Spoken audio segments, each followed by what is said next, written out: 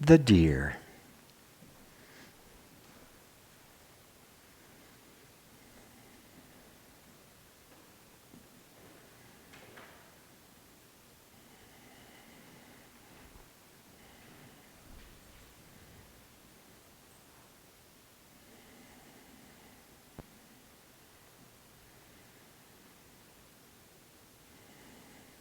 The deer lets you work on a couple things.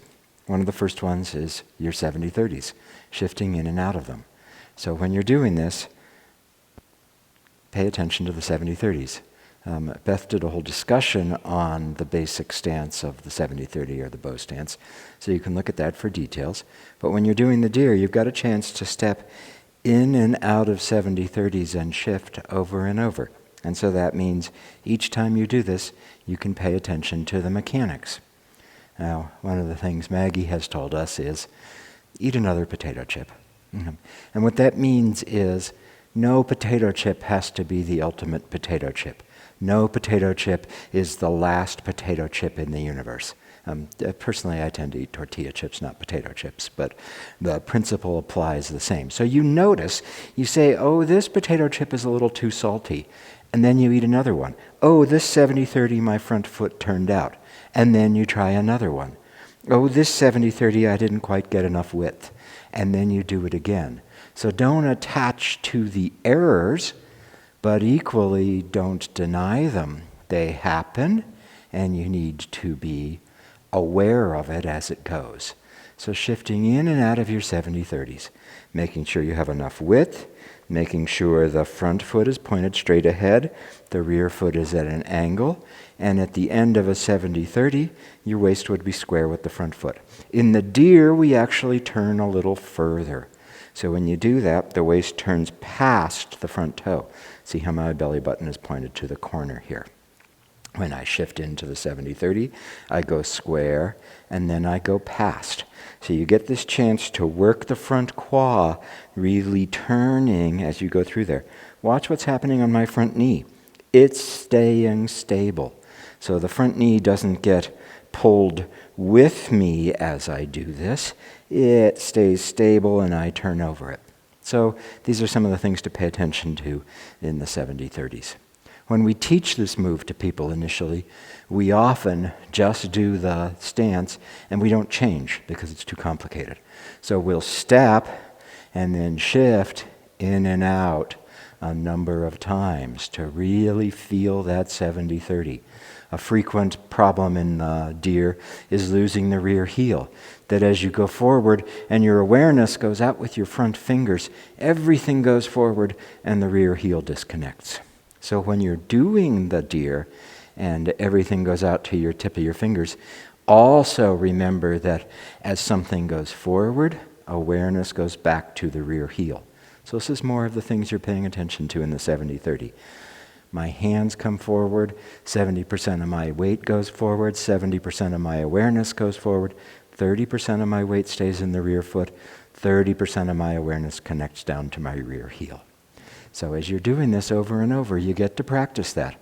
And notice, anytime you got a bad potato chip, anytime you got one that had too much salt or too much vinegar or was a little overcooked, notice it, but eat another one.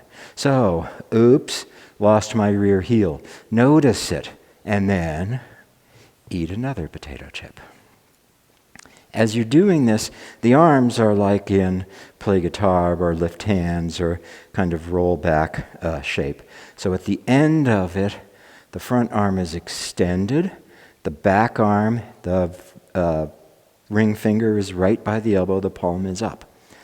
So you'll feel this playing out from the rear foot through the body all the way out to the tips of the fingers. And you'll feel a long line from the rear heel through the body to the tips of the front fingers. Let this unfold through you. So the wonderful thing about the deer is watching the motion come from the rear foot, up through the body, through the torso, out to the fingers, and beyond. And then bringing it back in.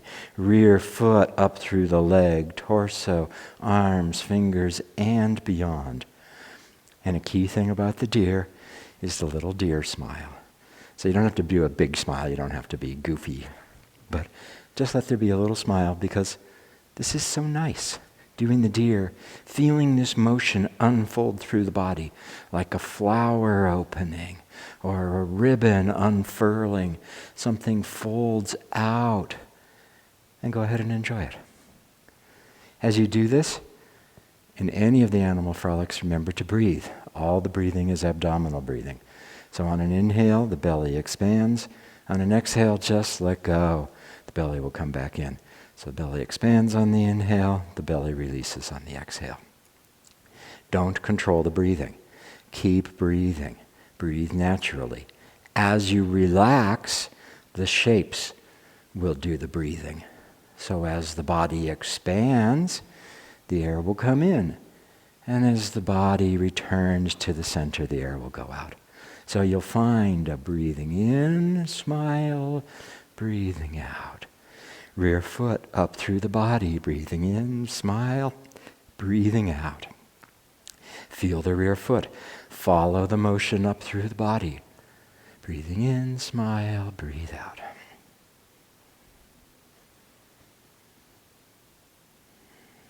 And once more on each side.